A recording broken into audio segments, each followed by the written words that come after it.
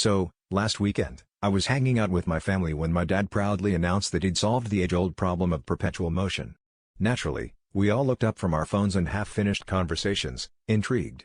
Apparently, his groundbreaking discovery involved a rubber band and our pet hamster, Whiskers. Now, Dad is known for his unconventional ideas, like the time he tried to grow tomatoes with disco lights because he read somewhere that plants respond to music. We were all skeptical, yet slightly curious to see where this was going. The plan, as Dad explained, was to attach a rubber band to Whiskers' wheel, which would somehow keep the wheel spinning indefinitely. According to his scientific calculations, the energy from Whiskers running would stretch the rubber band, which would then pull the wheel back, creating a continuous loop.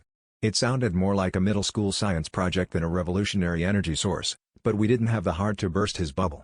So, we all gathered in the living room to witness this so-called miracle of modern science. No sooner had Dad placed Whiskers in the wheel than chaos erupted.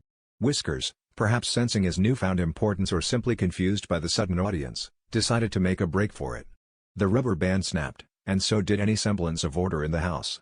Dad, determined to prove his theory, chased Whiskers around the living room, through the kitchen, and back again, knocking over a lamp and narrowly avoiding a collision with Mom's prized potted fern. It was like watching a slapstick comedy unfold in real time, complete with Dad's frantic pleas for Whiskers to just fulfill your destiny. By the time Whiskers was finally corralled back into his cage, we were all in stitches.